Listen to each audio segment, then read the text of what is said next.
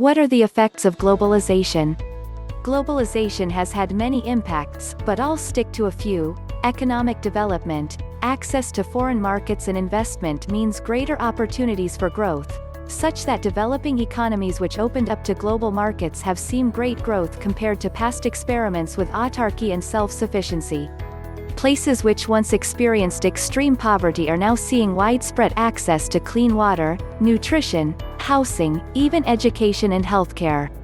Richer countries have likewise benefited as producers experience lower costs and have access to new markets while consumers experience lower prices and more choice.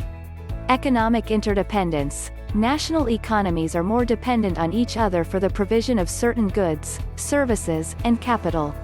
This is a mixed blessing, as it encourages mutual peace and understanding, where goods cross borders, armies don't, but also means an economic crisis in one place can do more damage elsewhere.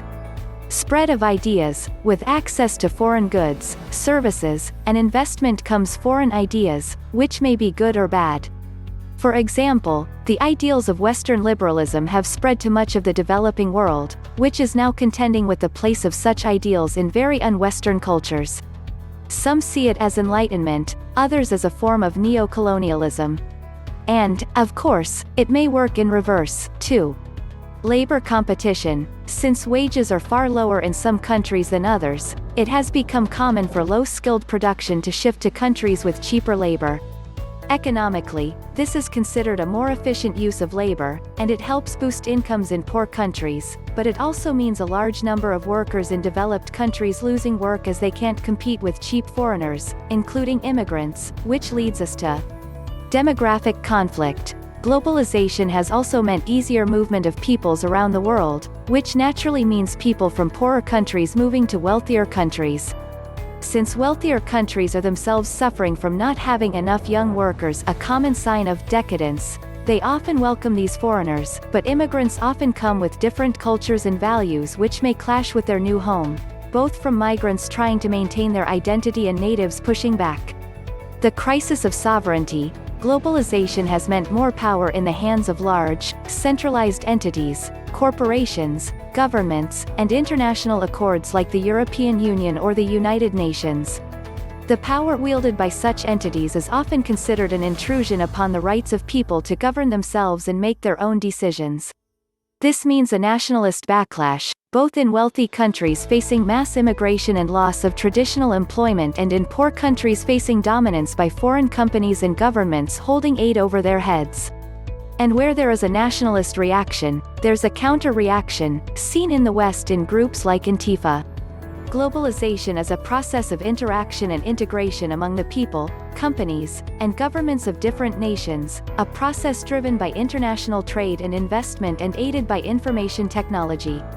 This process has effects on the environment, on culture, on political systems, on economic development and prosperity, and on human physical well-being in societies around the world.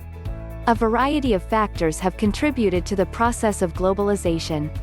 Some of the most important globalization drivers are outlined below. Containerization. The costs of ocean shipping have come down, due to containerization, bulk shipping, and other efficiencies. The lower unit cost of shipping products around the global economy helps to bring prices in the country of manufacture closer to those in export markets, and it makes markets more contestable globally. Technological change. Rapid and sustained technological change has reduced the cost of transmitting and communicating information, sometimes known as the death of distance, a key factor behind trade in knowledge products using web technology. Economies of scale. Many economists believe that there has been an increase in the minimum efficient scale (MES) associated with some industries. If the MES is rising, a domestic market may be regarded as too small to satisfy the selling needs of these industries. Many emerging countries have their own transnational corporations. Differences in tax systems. The desire of businesses to benefit from lower unit labor costs and other favorable production factors abroad has encouraged countries to adjust their tax systems to attract foreign direct investment (FDI). Many countries have become engaged in tax competition between each other in a bid to win lucrative foreign investment projects. Less protectionism. Old forms of non-tariff protection such as import licensing and foreign exchange controls have gradually been dismantled. borders have opened and average import tariff levels have fallen.